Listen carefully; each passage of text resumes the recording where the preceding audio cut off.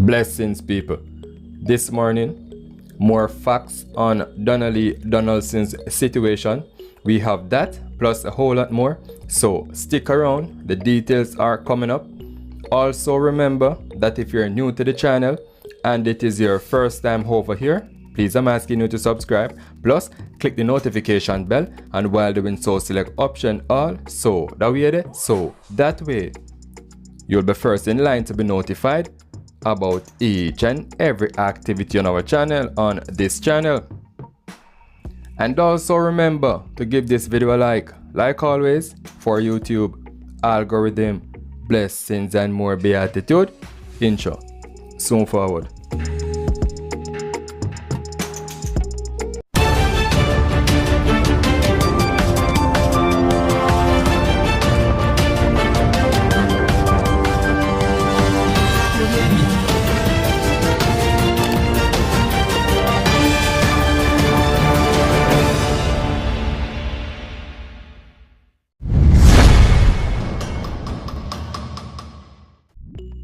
Still on the case of Donna-Lee Donaldson's disappearance, and I think that it is necessary for me to say this again. And the longer Donna-Lee Donaldson's family take to ascertain a lawyer, the case is slowly slipping away from you, because you are giving Noel Maitland and Kathy and Simit all the extra time needed to come up with a story that they're now planning behind the scene. They're having a rehearsal right now, and the skit is already written. Each party, each actor is now working on their piece. What to say, when to say, how to say. Please get an attorney, because the moment Kathy and Simit called in sick and didn't turn up for work as a police officer, those 2 days were cleaning up days. They took enough time to clean up. So DCP Fitzbailey, a run off in Big Mouth, come out saying vehicles owned by Noel Maitland and Kathy and Simit was processed. Rubbish. What sense does it make when you people ignored all the immediate cry for Donna-Lee and gave these two suspects enough time to steam clean their vehicles? Come on, man. I don't feel like people are idiots. I don't feel like everybody a fool. We are dealing with two police officers here who knows very well how to dispose of a body, conceal a body. Two people who understand the game enough to cover their tracks after committing a crime. Plus Unwa give them extra time. So Noel Maitland and Kathy and Simit, they are going to take full advantage of all the free time the Jamaica Constabulary Force is deliberately giving them to make the necessary preparations to walk free to beat this case. But we just want the family to know that we are still with you, because after the tensions hamps down and the hype began to fade, the freshness of the wounds aged, the family will still have to live with this. Her mother is still going to be lonely, traumatized from flashbacks. That's her child. That's her daughter. And as we all can see, the Jamaica Constabulary Force and the governing bodies surrounding the JCF, like the Commissioner, DCP, the commanders, and the colleagues at large, they're not pushing hard enough for answers. They don't want to solve this case because a few of their members are at fault with a possible implication pending. So they are allowing time to run. They are giving whosoever is guilty enough time to cover up whatsoever it was that they did. They are giving him or her enough time to make all the necessary preparations to try and prove themselves innocent. But to who will buy it? Because trust me, all when me have money a waste when I purchase that. Bought by who? Who them a try if it tell say they don't know about the girl disappearance? They're trying to make this case be another Jasmine Dean. They want this case to be another Jasmine Dean, missing without a trace. Even though there were leads that could have been followed in the Jasmine Dean situation, but they ignore them.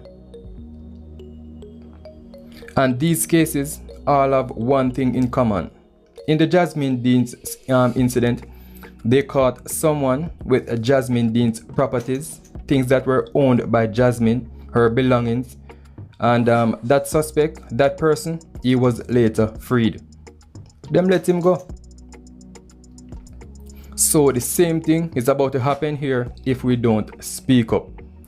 Because this man was the last person to come in contact with young Donna-Lee Donaldson, and he and his accomplices who conspire then later went ahead with their stupid ideas and eliminate this girl.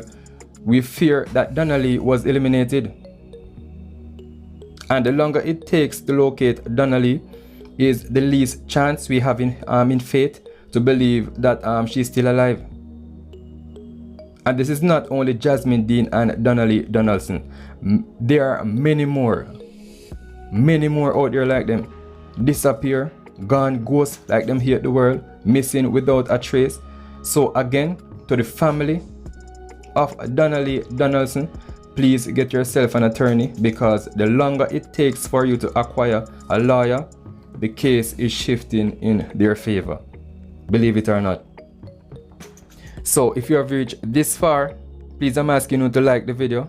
All I need in return is just a like on my videos. And we are going to take a look at St. James. This morning, a joint police military operation went down at the Avery apartment complex on Charlemont Avenue in St. Andrew.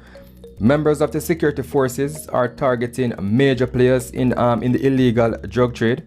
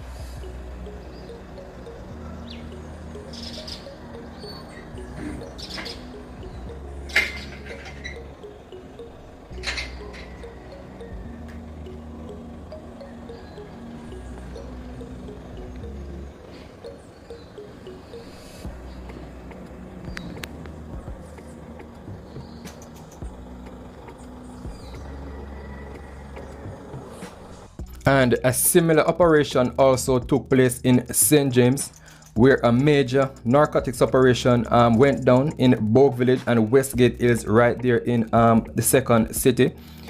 The operation, which started early this morning, is being conducted by the Jamaica Constabulary Force Narcotics Division, Major Organized Crime and Anti-Gang Corruption Agency (MOCA), Counter-Terrorism and Organized Crime Investigation Branch (CTOC), the Jamaica Constabulary Force Apprehension Team Financial Investigations Division (FID), the United States Drug Enforcement Administration (DEA), and the United States Marshals. Their main aim is to target major players in trying to demolish the illegal drug trade.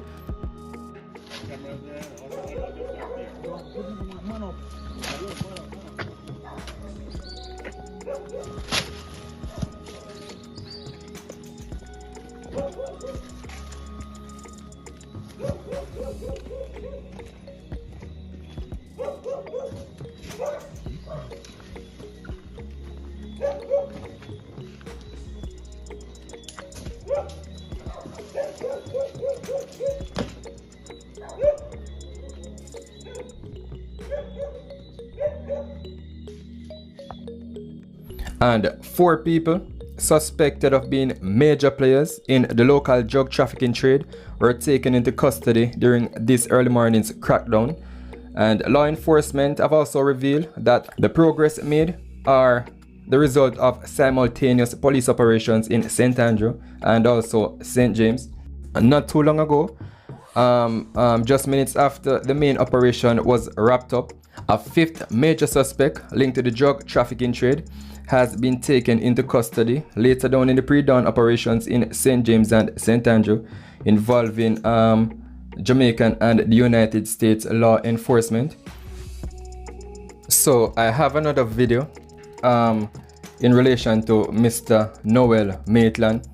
It is said that, as a matter of fact, I can remember watching a live from this young lady, Highlah, because I'm a subscriber of her OnlyFans, so it's a female, it's a girl I'm look on sometime. And I can remember she was on her live speaking about a policeman who abused her physically, mentally. And during the live, I think she reached a point where she said she was strangled, all because I think she said the policeman did a beat her because she wasn't ready, or she wasn't in the mood, or wasn't or she didn't want to participate in what he requested, in which I think it was some head. See, him did want head, or him did want enter or exit, one out of the two. But I can remember distinctively Highlah was talking about this on her live, and she was upset, like really aggravated. And only to my knowledge, it is the same policeman we have here now, the same person that is now being questioned, or the main suspect in Donna-Lee Donaldson's case, Mr. Noel Maitland. It turns out to be the same police officer. So it's like, this man is troubled, you have a very troubled past. I don't know what can basically ameliorate him right now, because I think he has found himself in a spot of bother. And so that is the main reason why this incident involving him and Miss Highlah was basically brought forward for speculation. So here's the video, be attentive.